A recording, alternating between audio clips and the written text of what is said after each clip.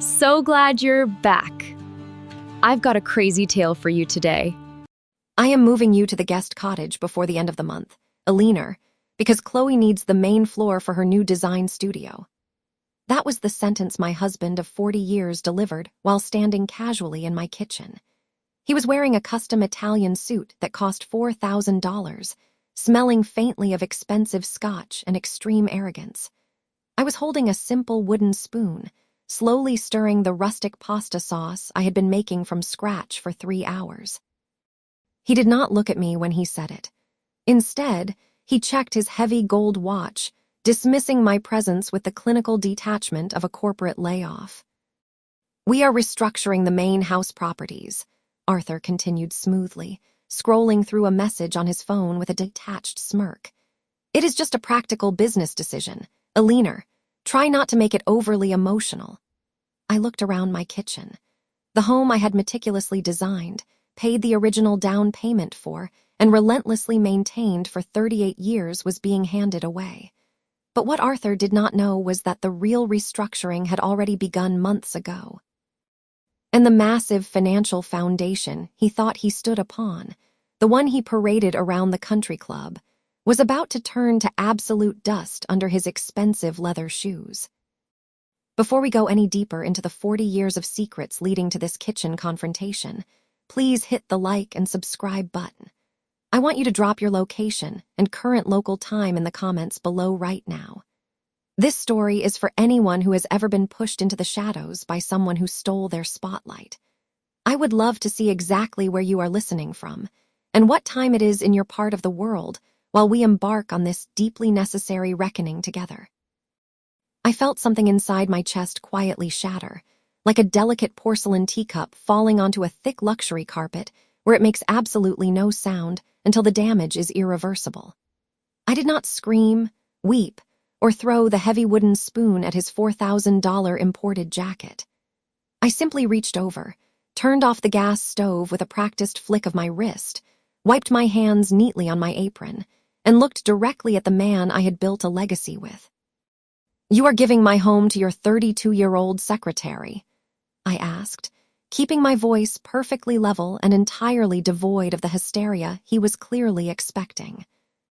Arthur sighed heavily, crossing his arms and tilting his head as if I were a particularly slow child failing to understand basic arithmetic.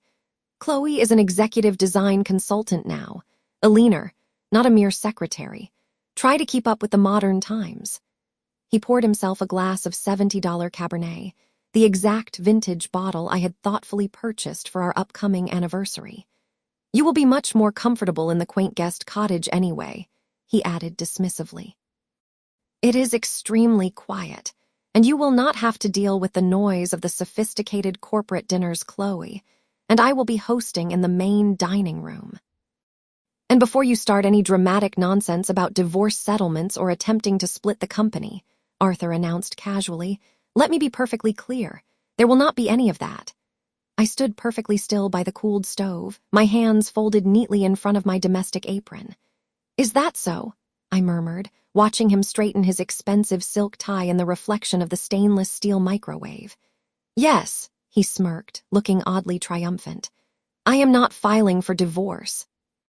I am just restructuring our living arrangements. You cannot force me to split anything if I do not officially file. I checked with my lawyers." "My lawyers," he said, "not our lawyers. Let me take you back to 1986, because you need to understand the true origin story of how we acquired that luxury bayfront estate in the first place." Arthur absolutely loves to tell his wealthy country club friends that he is a brilliant, self-made titan of commercial real estate development. He frequently stands by the 18th hole holding a scotch, regaling young, eager entrepreneurs about the raw grit and sheer visionary hustle it took to buy his first commercial property. What he conveniently never mentions is the $124,000 inheritance I received when my beloved grandfather passed away. He entirely omits the crucial fact that his very first commercial bank loan was completely rejected by the loan officer because Arthur had terrible credit and absolutely zero collateral to offer. It was my inheritance money, my pristine credit score, and my meticulous financial projections that ultimately convinced the skeptical loan officer to give our ambitious project a chance. Arthur was the charismatic salesman with the golden smile, but I was the foundational architecture that kept the roof from caving in. For the first 15 years of our marriage, we operated as a genuine, unbreakable partnership, working late into the night at a wobbly folding table in our tiny apartment. I aggressively tracked every single invoice, balanced every complicated ledger, and expertly managed the entire payroll while he went out shaking hands to secure the lucrative construction bids. He used to hold my exhausted hand across that shaky table, looking into my tired eyes, and swear that we were building an empire for our combined future. "Half of this is yours forever, Eleanor," he would promise, kissing my ink-stained fingers affectionately. I could never build this legacy without my brilliant, invisible partner. I foolishly believed him. I deeply believed that my silent, back-end labor was equally valued alongside his flashy sales pitches. As the corporate bank accounts slowly shifted from 5 figures to 7 figures, his romantic promises began to evaporate like morning mist on a dangerously hot summer day. The psychological shift did not happen overnight. Rather, it manifested through a series of slow, calculated erasures that I blindly excused as the necessary cost of corporate expansion. First, he removed my name directly from the primary company letterhead, claiming the elite board of directors preferred a single executive point of contact for clear branding purposes. Then, he actively stopped inviting me to the major investor dinners, manipulating me into thinking I would be much happier resting peacefully at home. At the lavish corporate galas, he stopped proudly introducing me as his brilliant co-founder and started introducing me simply with a patronizing pat on the back as his lovely wife, Eleanor. By our 25th wedding anniversary, the junior employees at our own towering corporate headquarters genuinely thought I was just a wealthy, detached housewife who occasionally dropped off his dry cleaning. I had slowly become a complete ghost, haunting the very financial empire I had originally financed and structured with my own bare hands. I did not feel anger at first. I just felt a hollow, sinking resignation. I convinced myself that as long as our family wealth was secure, the loud public recognition did not truly matter to my quiet soul. I told myself that genuine true love meant gracefully stepping back into the shadows to let my husband bask in the blinding spotlight he so desperately craved. But while I was actively shrinking myself to constantly feed his fragile ego, Arthur was wildly expanding his entitlement to dangerous, incredibly reckless proportions. He boldly started treating the massive corporate accounts as his personal piggy bank, taking extravagant international trips without consulting me.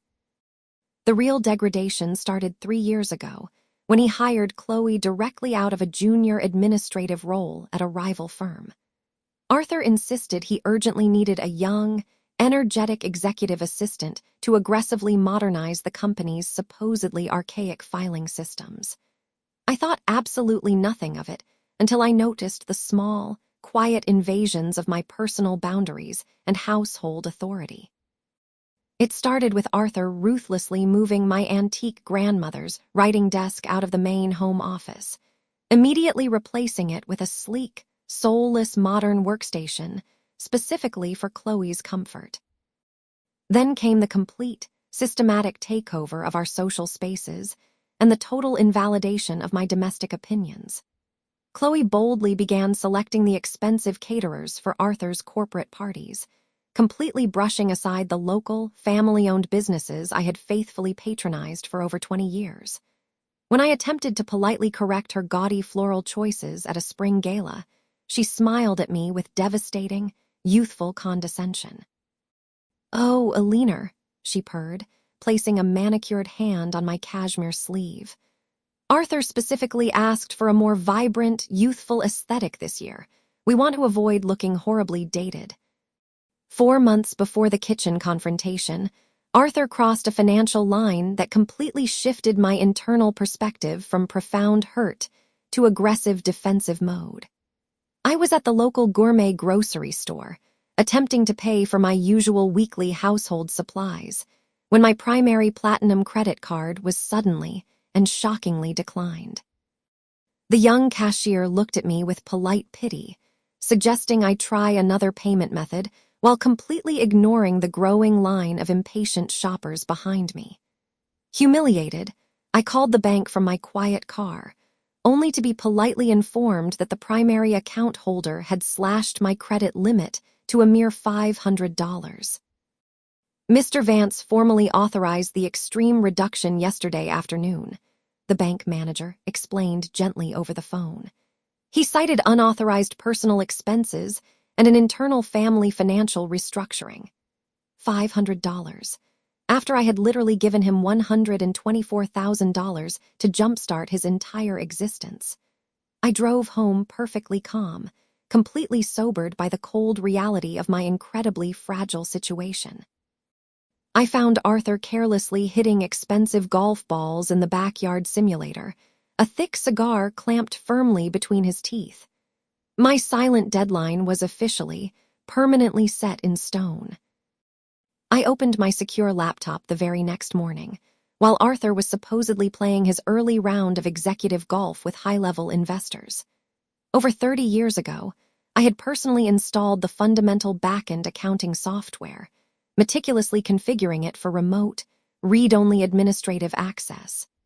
Arthur loathed the complicated interface and completely ignored it, assuming only his highly paid hired accountants knew the exact login protocols.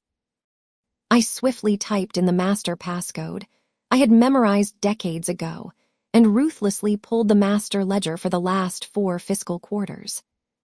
Within 15 minutes of intense forensic analysis, I spotted a massive, bleeding hole in the corporate cash flow that had been cleverly disguised as strategic diversification. $450,000 had been quietly, systematically funneled out of our primary family holding company into a highly mysterious consulting firm. The firm was named Verdant Growth Partners, and it charged exactly $80,000 a month for wildly abstract corporate branding services. I printed out the state corporate registration for Verdant Growth Partners, my hands remarkably steady despite my violently racing heart. The official state business registry confirmed exactly what my forensic instincts had immediately suspected the moment I saw those exorbitant, vague consulting invoices. The LLC was freshly registered barely 16 months ago, utilizing an obscure strip mall addressed 3 towns completely away from our towering corporate headquarters. The sole registered agent was none other than Chloe Davis, 32, executive design consultant, and my husband's most ambitious new employee. Arthur was literally using our joint retirement equity to entirely fund his young mistress's fake branding agency directly behind my oblivious back. He was aggressively buying her expensive jewelry, luxury imported cars, and 5-star tropical vacations using the precise corporate accounts I had structured during our early struggles. Instead of screaming, breaking plates, or completely panicking, I simply reached into the deep back of my bedroom closet and pulled down my heavy blue leather ledger.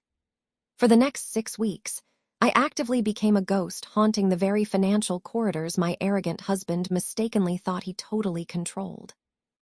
I methodically tracked every single stolen dollar spent on Chloe, meticulously documenting the date, time, and exact vendor location for every fraudulent transaction. The sheer, devastating breadth of my erasure culminated at our sprawling company's massive 40th anniversary banquet hosted at the luxurious downtown Plaza Hotel. I was formally expected to attend as the smiling, perfectly accessorized grandmother, quietly supporting Arthur's crowning lifetime achievement from a darkened corner table. I appropriately wore my modest, elegant black dress, while Chloe floated triumphantly through the sprawling ballroom in an incredibly revealing emerald green designer gown. When the time arrived for the anticipated keynote speech, Arthur stood proudly behind the mahogany podium, raising a glass of incredibly expensive champagne. He loudly thanked his aggressive investors, his brilliant board of directors, and his incredibly hard-working executive team, naming Chloe specifically as a visionary leader.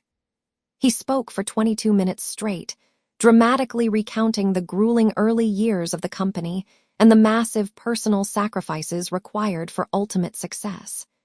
He did entirely not mention my name a single, terrible time.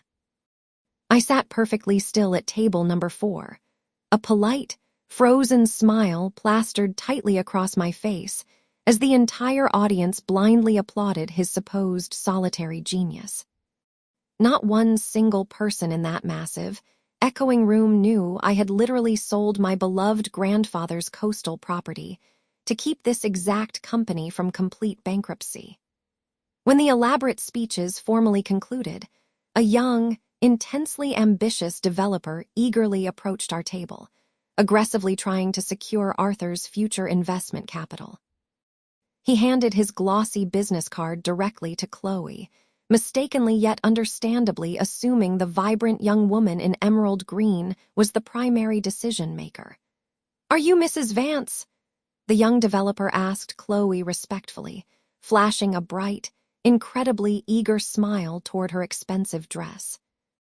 Chloe laughed musically, placing a highly possessive, perfectly manicured hand directly on Arthur's expensive, tailored custom suit jacket.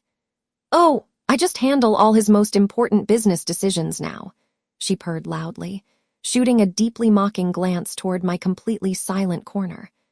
I felt a sudden, profound shift crack entirely through the core foundation of my deeply held marital loyalty, severing it completely forever. I was still counting that excruciating public humiliation as the worst moment of the night, but I had absolutely no idea what was rapidly coming.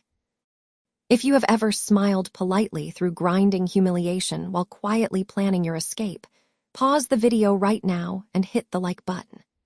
Subscribe to the channel, because the tables are about to turn in a way no one ever expects. It is exactly moments like this, when someone mistakenly believes they have successfully erased you, that you gain the most terrifying, unassailable power over their entire oblivious reality.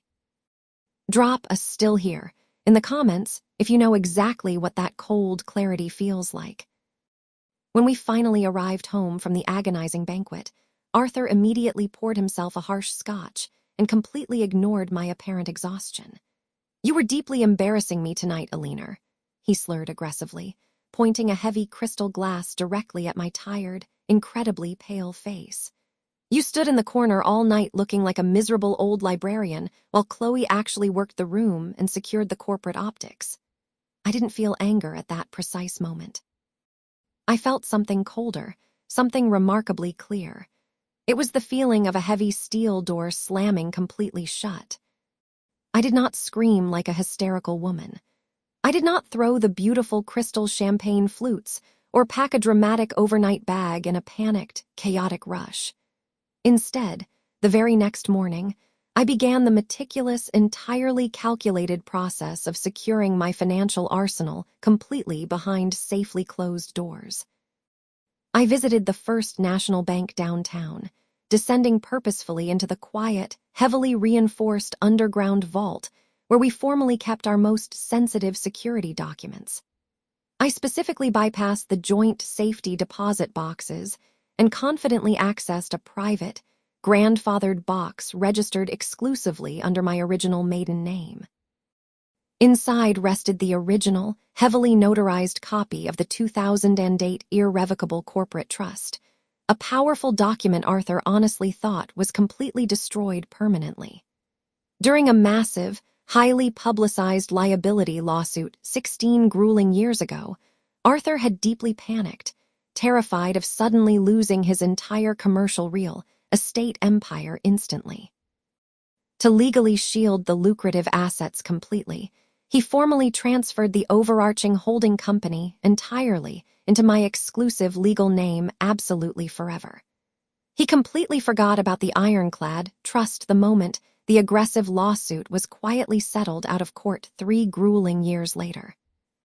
He incorrectly, arrogantly assumed that because he continued signing the everyday corporate vendor checks, the ultimate legal ownership eventually reverted directly back to him instantly.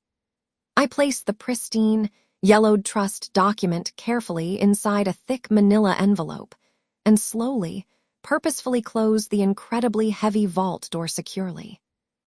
Next, I visited the local electronics store and explicitly purchased a military-grade, encrypted USB drive for exactly $45.50. I spent the entire weekend methodically transferring every spreadsheet, every receipt, and every documented email chain regarding Chloe's fictitious agency directly onto the securely hidden drive. I effectively became completely invisible on purpose, ruthlessly using my absolute total erasure as a flawless strategic advantage against my arrogant husband. When you become truly invisible in your own home, people foolishly talk right in front of you as if you completely do not exist. They aggressively plan their futures, scheme violently, and say incredibly hurtful things they would absolutely never say if they respected your presence. But I was standing right there intentionally, completely silent constantly, heavily armed silently with my blue ledger, and I was listening closely to every word. "I am moving you to the guest cottage before the end of the month, Eleanor," Arthur had finally announced on that fateful Tuesday in the kitchen. "Because Chloe urgently needs the main floor exclusively for her brand new design studio." 2 days after he delivered that ultimate insult, I put my final plan securely into motion. I was certainly not going to wildly empty the sprawling estate like a terrified thief sneaking away in the deep, shameful night. I packed only what was deeply, legally mine, meticulously selecting object after sentimental object with entirely steady, remarkably calm hands. I opened Chloe's public Instagram story, where she had arrogantly posted exactly 4 minutes ago from the city's most exclusive, expensive steakhouse. They were currently laughing loudly over a massive, $300 seafood tower, which gave me exactly 85 pristine minutes to cleanly conclude my 40 years of marriage. The delicate, hand-woven Persian rug my mother tenderly brought back from Istanbul 30 years ago was carefully folded and carried into the waiting moving vehicle. I deliberately packed the original crystal water glasses we bought on our Paris honeymoon, completely avoiding the highly modern, tasteless vases Chloe recently purchased. When the remarkably silent moving crew successfully loaded my beloved grandmother's antique writing desk directly into the idling truck, I walked upstairs confidently. I placed a beautifully typed, completely unemotional legal notice directly onto Arthur's extremely expensive, highly customized Italian silk pillow. "Dear Arthur," the deliberately brief letter stated simply, "please find the original incredibly critical holding company trust documentation resting directly on your nightstand. It never had your aggressive name on it anywhere. We will see each other extremely soon, strictly with competent lawyers firmly present." I placed the pristine 2008 Irrevocable Corporate Trust directly beside his massive imported luxury alarm clock, where it was clearly, instantly visible. I walked aggressively downstairs, locking the enormous front door securely for the final, definitive time permanently, relishing the heavy click of the deadbolt. I took the brass key exclusively, because after incredibly long, terrible decades, it was ultimately my beautifully recovered, fiercely protected house entirely. As the chaotic city lights instantly blurred past the tinted, heavy window of my Uber, I smiled cleanly, softly, and securely into the darkness. I was obviously not there when Arthur and Chloe finally returned home from their $3,000 steakhouse dinner, smelling heavily of arrogance and expensive wine. But our longtime, incredibly loyal night security officer, Thomas, described the entire frantic scene to me with absolute, crystal-clear precision 3 days later. The sprawling luxury living room felt fundamentally wrong the moment they confidently entered, according to his highly detailed, incredibly observant security account. The beautiful Persian rug was suddenly gone, completely exposing the cold marble floors that Chloe had recently demanded Arthur aggressively polish. My antique writing desk was missing from the corner, and the familiar, beautifully framed photographs of Arthur's early construction sites were entirely stripped from the walls. Chloe immediately pitched a fit, loudly accusing our incredibly reliable housekeeping staff of conducting a massive, heavily coordinated nighttime robbery right under their wealthy noses. But the real, perfectly staged destruction was waiting quietly upstairs in the grand, heavily vaulted master bedroom suite overlooking the dark bay. Arthur aggressively pushed open the heavy oak doors, only to find the incredibly crisp, perfectly untouched legal envelope beautifully resting directly on his silk pillow. He ripped the wonderfully brief letter completely open, reading the perfectly typed, strictly unemotional words out loud, while his arrogant face paled dramatically.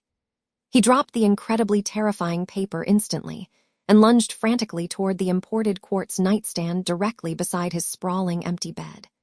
There, perfectly illuminated by the modern imported reading lamp, sat the original, fully executed 2008 Irrevocable Corporate Trust documents entirely untouched.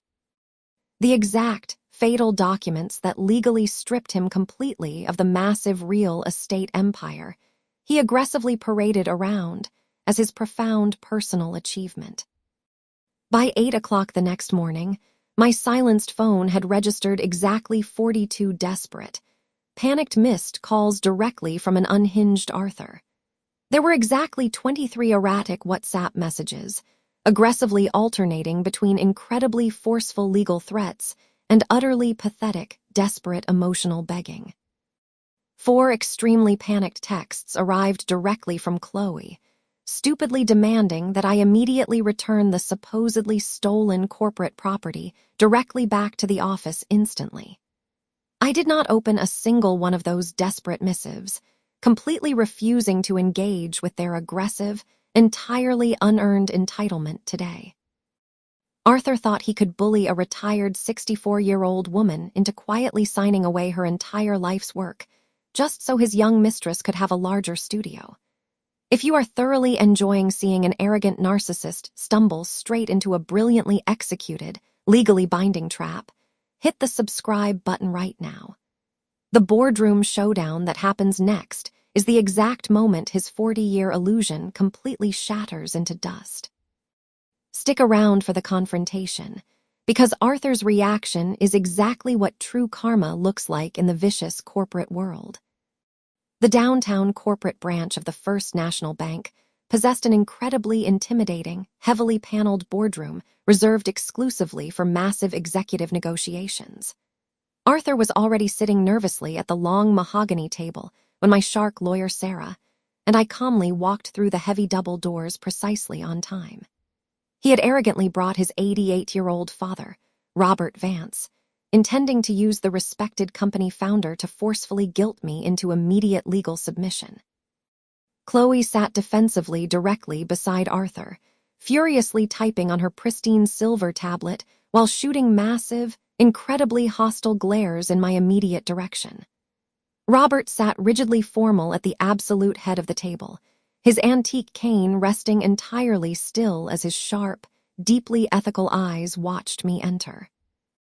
Arthur's corporate attorney, a highly nervous younger man named David, forcefully cleared his throat and gestured actively toward a massive stack of useless restructuring documents. "Eleanor, let us handle this incredibly quietly for the ultimate sake of my aging father," Arthur aggressively stated, slamming his heavy gold ring violently directly onto the incredibly polished mahogany table. "Sign the restructuring papers, cleanly turn over the guest cottage deed to me, and I will happily pay you a highly generous monthly alimony." I calmly sat exactly opposite my furious husband of 40 years, carefully folding my perfectly manicured hands gracefully precisely together instantly. Robert leaned slightly forward, his weathered face showing profound disappointment at Arthur's incredibly crude, heavily entitled monetary offer. Sarah elegantly opened her heavy black leather briefcase, decisively pulling out the exact massive stack of beautifully printed, heavily highlighted forensic accounting documents. "Actually, Arthur," I murmured safely, keeping my entire voice completely level and perfectly steady tightly in the incredibly tense, extremely heavy room. We are explicitly not here today to actively negotiate incredibly generous alimony effectively or cleanly transfer any property deeds smoothly immediately. I deliberately pushed the initial accounting spreadsheet directly across the pristine mahogany table toward Robert, clearly highlighting Arthur's massive financial betrayal. We are strictly here aggressively to discuss exactly how you heavily intended to cleanly replace those deeply missing retirement funds. I finished coldly. Arthur's reaction predictably started with massive, arrogant denial as he frantically pushed the carefully highlighted spreadsheet back across the massive boardroom table. "This is an incredibly flawed accounting error, Father," he laughed sharply, running a sweaty, panicked hand through his expensive, heavily dyed silver hair. "Verdant Growth Partners is a highly legitimate subsidiary branding agency currently working intensely on our massive upcoming commercial real estate portfolio." Sarah completely ignored his weak defense and slid the heavily stamped, original trust document accurately toward the increasingly nervous corporate attorney, David. The 88-year-old patriarch simply adjusted his thick reading glasses, silently pulling the detailed forensic accounting ledger deeply toward his completely still, highly observant side of the massive executive table. David pushed his reading glasses down, his eyes scanning the incredibly detailed, highly specific transfer mechanisms, securing the entire massive family holding company entirely under my name. I watched David's shoulders violently drop as he slowly looked up at his arrogant client, deeply shaking his head in total, absolute legal defeat. "Arthur," David whispered tightly, his voice breaking violently in the suddenly terribly cold, painfully silent executive boardroom.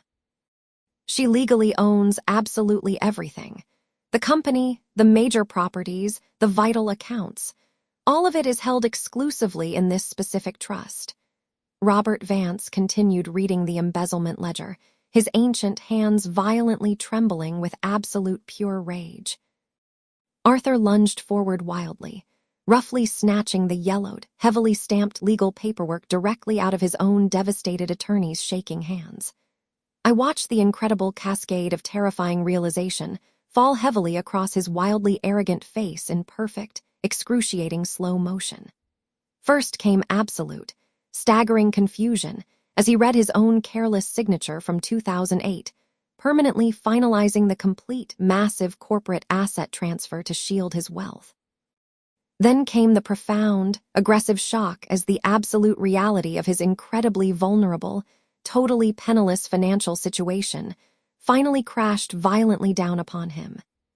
"You stole my entire company," Arthur hissed aggressively, pointing a shaking, wildly accusatory finger directly toward my perfectly calm, beautifully composed face, while desperately seeking his father's protective validation. Chloe finally stood up aggressively, her pristine silver tablet clattering loudly onto the beautiful mahogany executive table in a fit of pure entitled rage. "This is entirely illegal. Arthur is the chief executive," she yelled loudly, furiously tapping the expensive screen as she aggressively stared down my perfectly stoic, highly trained lawyer. "Your fake branding agency represents felony corporate embezzlement, Ms. Davis," Sarah noted softly, tapping her silver fountain pen carefully against her thick leather notebook. "Eleanor is perfectly willing to strictly file massive criminal charges universally against both of you directly involving the specific missing retirement funds immediately." Chloe's defiant, beautifully painted face suddenly turned an incredibly sickly, terrified shade of pale white completely instantly as the threat of federal prison loomed. She aggressively grabbed her extremely expensive designer handbag and violently rushed directly out of the heavy executive double doors without a single backward glance toward Arthur. Before Arthur could even loudly process her completely cowardly abandonment, his 88-year-old father violently slammed his heavy wooden cane directly against the mahogany boardroom table. "You absolute, pathetic disgrace," Robert Vance spat viciously, his commanding voice completely shattering Arthur's remaining shattered ego. Eleanor literally saved this entire company from utter bankruptcy decades ago, and you violently stole from her to buy imported shoes for a cheap secretary. Do not ever publicly call yourself my son again. Arthur was completely devastated, sitting intensely slumped in his heavy leather executive chair like a massive, thoroughly defeated ghost. Here are my strictly non-negotiable legal conditions, I stated firmly, my perfectly steady voice cutting decisively through his heavy, profoundly pathetic emotional collapse. 1. You have exactly 90 days to completely vacate the main suburban estate entirely and securely transition strictly to the smaller guest cottage exclusively. 2. The specific $450,000 forcefully embezzled for Verdant Growth Partners will be actively repaid entirely through massive salary garnishments. 3. You will strictly resign effectively as Chief Executive Officer carefully, transitioning gracefully to an incredibly limited, heavily supervised advisory role exclusively. Arthur simply closed his terrified eyes and nodded his defeated head in total compliance. 3 months later, the early spring morning light filtered beautifully through the massive bay windows of my deliberately reclaimed suburban estate kitchen. I was quietly drinking my fresh Earl Grey tea from the exact beautiful crystal mug Arthur had arrogantly insisted on replacing last brutal winter. My heavy antique grandmother's writing desk now occupied the bright, sun-filled corner office, finally completely replacing Chloe's starkly modern workstation permanently and beautifully. Arthur was currently living exclusively in the small, quiet guest cottage out back, strictly making his massive monthly restitution payments exactly on time every month. He frequently called the main house to respectfully ask my specific advice regarding minor corporate structural decisions, completely abandoning his former supreme arrogance. I occasionally answered the ringing phone, but I never explicitly offered him more strictly necessary information than completely required for the essential business operations. The incredible golden silence in the massive house was no longer deeply isolating. It truly felt profoundly, beautifully like total, absolute, incredible freedom. I had successfully, surgically restored the entirely correct, heavily documented balance of profound financial truth and absolute profound respect. Justice is practically never deeply about chaotic, aggressive revenge or completely tearing down an extremely foolish person in a fit of wild, uncontrolled rage. It is actively about drawing an incredibly firm boundary deeply into the heavily packed, historical soil and totally quietly holding that beautiful, terrifying line. The moment you gently let someone quietly aggressive redefine the strict fundamental boundaries of your own personal home without speaking up, they instantly take your identity. But the glorious moment you patiently document the truth, find your absolute legal leverage, and strike back with cold precision, you completely reclaim your soul.